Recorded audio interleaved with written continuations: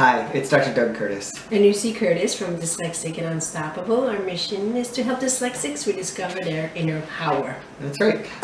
So this is the next in our video series, 14 Ways to Improve Your Dyslexic Child's Self-Esteem. And this is about being their advocate, right? Mm-hmm. This is something that's really dear to our heart because this is something for the last, Forever. ever. Yeah. Since he was in daycare when he was 18 months. Right, so that's like 12 years now. We have been strong advocates for him. So how does this work to help improve your child's self-esteem?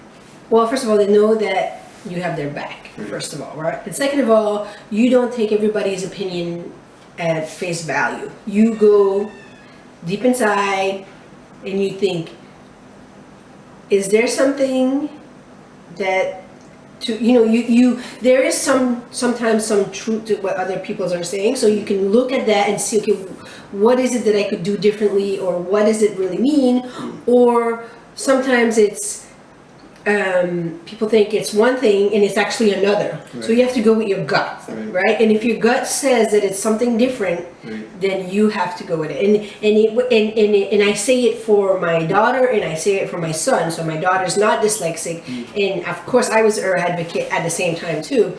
And it was for totally different things, and I knew that I was right? And she transferred over to the next school, and the teacher was like, yes, wow, right. So you have to go with your feeling of, okay, is this really something that I think is wrong? Like we knew that when our son got to first grade, that there was something that was off and we weren't sure what it is. So we knew. So we're not saying you deny it, but you not necessarily say, well, when they were like, oh, he has to repeat.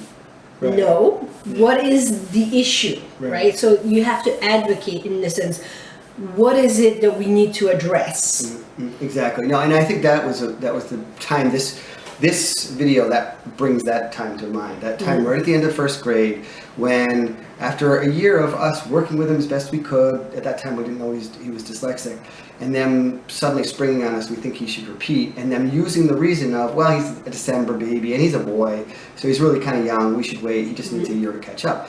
And we knew in our heart, wait a minute, that's not right. We knew he was smart, we knew there was something going on, and we said, we need to figure it out. So we advocated to get him the class that he needed to be in, as far as the specialized reading. And then the second thing was we advocated and basically said, no, he's going to go on to second grade, and we were right. So and you, like you said, when you're advocating, you're a strong advocate. At the same time, you look at everybody's opinions. Yes. You're not barricading them, dismissing those the opinions. You look at them. You just need to go. Sometimes that like something happened. And your kid comes home and says, yeah, I had not done this, right? So there's a fact going on. But when there's something that's going on and you're saying, I don't think it's that, I don't think it's that, you need to look at that. Right, exactly. Right? And address it in a really non-confrontational way. Exactly. So we'd like to hear about your stories of advocating for your child. Leave us a comment below and visit us at Dyslexic and Unstoppable. Hi, it's Dr. Doug Curtis. And you see Curtis from Dyslexic and Unstoppable. Our mission is to help dyslexics rediscover their inner power. Right, and for this episode of our 14 ways to help improve your dyslexic child's self-esteem, we have a guest, right? This is Mizo the cat. And what does Mizo have to do with improving your dyslexic child's self-esteem? Yes, well, our daughter wanted to get a cat for Christmas, and so we went to a shelter, and Mizo was an adorable cat that we all fell in love on, when you looked at a picture. And when we contacted them, they were like saying, well, he's very skittish and he was abandoned, he has all these issues, and I'm not sure that he would be a good fit. But we kept looking at him and we're like, you know what? No, he's going to come to our house, he's going to be happy, and we're going to help him, right? So my daughter was like, no, we're going to help him, and he's the one we want to get.